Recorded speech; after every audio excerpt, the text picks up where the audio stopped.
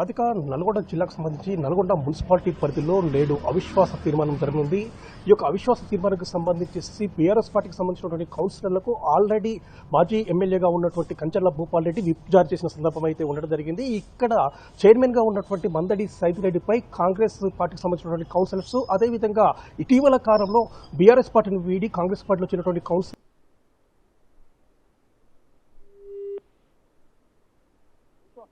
ప్రవేశపెట్టాలని చెప్పి నిర్ణయం తీసుకోవడం జరిగింది. దానిలో భాగంగానే కాంగ్రెస్ పార్టీకి సంబంధించి గతంలో బలబాలను పరిశీలించినట్లయితే నల్గొండ మున్సిపాలిటీకి సంబంధించి 48 వార్డులు ఉండగా ఈ 48 వార్డులో 20 వార్డులు కాంగ్రెస్ పార్టీ గెలుచుకోగా 20 వార్డులు కాంగ్రెస్ పార్టీ గెలుచుకోగా 20 వార్డులు మాత్రం బీఆర్ఎస్ పార్టీ గెలుచుకోవడం జరిగింది.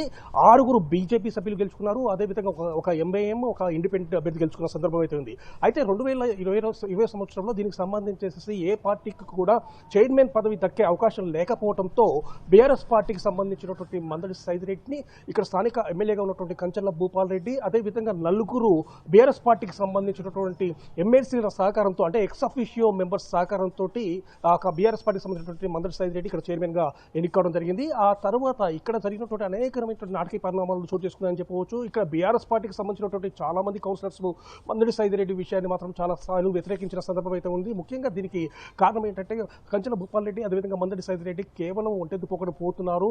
కేవలం వారికి అనుకూలంగా ఉన్న వ్యక్తులకే అక్కడ వాళ్ళకి సంబంధించినటువంటి ఫండ్స్ రిలీజ్ చేస్తున్నారు, మిగతా వాళ్ళని విస్మరిస్తున్నారు అని చెప్పేసి చాలా మంది బీఆర్ఎస్ పార్టీ కౌన్సిలర్లో కూడా ఉన్న ఒక అసంతృప్తి అనేది ఉండటం జరిగింది. దీనికి సంబంధించి అనేక మార్లు కూడా గతంలో కూడా అవిశ్వాసం పెట్టాలని చెప్పి భావించడం జరిగింది. దానిలో భాగంగానే వైస్ చైర్మన్ గా ఉన్నటువంటి అబ్బగ్గేన్ రమేష్, అదేవిధంగా మరో కౌన్సిలర్ గా ఉన్నటువంటి పిల్లి రామరాజు యాదవ్, వీరు ఇరువురు కలిసి దాదాపు ఒక 12 మంది కౌన్సిలర్, అంటే మొత్తం 14 మంది కౌన్సిలర్స్ తో నాగార్జున సాగర్ లో మకాం వేసి అవిశ్వాస తీర్మానం పెట్టాలని చెప్పి గతంలోనే భావించడం జరిగింది. కాకపోతే అప్పుడున్నటువంటి బీఆర్ఎస్ పెద్దల ఒత్తిడితో వారి యొక్క బుజ్జగింపుల చర్యలతో ఆ యొక్క పక్షాన్ని మాత్రం దాన్ని వదిలిపెట్టడం జరిగింది. ఆ తర్వాత ఇప్పుడు ఇటీవల కాలంలో, అంటే కాంగ్రెస్ పార్టీ సాధారణ ఎన్నికల సమయంలో చాలా మంది బీఆర్ఎస్ పార్టీకి సంబంధించినటువంటి వైస్ చైర్మన్ అబ్బగ్గేన్ రమేష్ తో పాటు దాదాపు 7 కౌన్సిలర్లు కాంగ్రెస్ పార్టీ తీర్థం పుచ్చుకోవడం జరిగింది. ఆ తర్వాత ఇక్కడ కాంగ్రెస్ పార్టీ కొలువు తీరిన తర్వాత మిగతా 4 బీఆర్ఎస్ పార్టీ కౌన్సిలర్లు మొత్తం దాదాపు 12 మంది కౌన్సిలర్లు కాంగ్రెస్ పార్టీలో చేరడం జరిగింది. దీంతో కాంగ్రెస్ సంఖ్యాబలం అనేది 34కు చేరుకోవడం జరిగింది.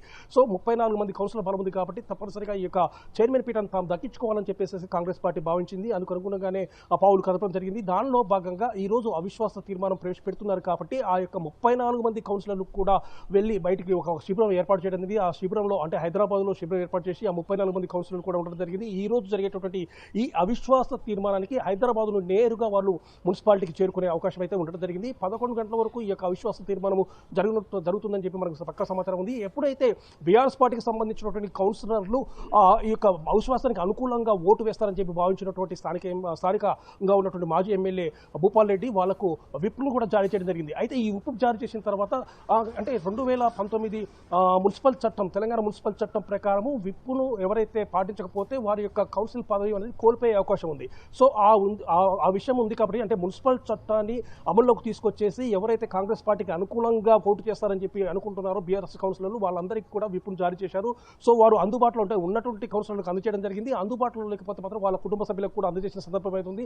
ఎవరూ లేని పక్షంలో వారి ఇంటికి కూడా ఆ విప్కు సంబంధించినటువంటి నోటీసులు మాత్రం అందజేయడం జరిగింది. సో ఈ విధంగా ఈ రోజు జరిగేటటువంటి తీర్మానానికి సంబంధించేసి ఎవరైతే విప్ను ఉల్లంఘిస్తారో వారు వెంటనే తమ యొక్క కౌన్సిల్ స్థానాన్ని కోల్పోవాల్సిన పరిస్థితి ఉంది. సో దీనికి సంబంధించేసి వాళ్ళు ఆల్రెడీ కలెక్టర్ కూడా ఈ విషయాన్ని విన్నవించడం జరిగింది. కాబట్టి ఈ రోజు జరిగేటటువంటి అవిశ్వాస తీర్మానానికి సంబంధించేసి బీఆర్ఎస్ పార్టీని వీడినటువంటి కౌన్సిలర్లు ఆ అవిశ్వాస తీర్మానానికి అనుకూలంగా ఓటు వేస్తారా, ఓటు వేసినట్లయితే ఆ తర్వాత వాళ్ళ పరిస్థితి ఏ విధంగా ఉండబోతుంది.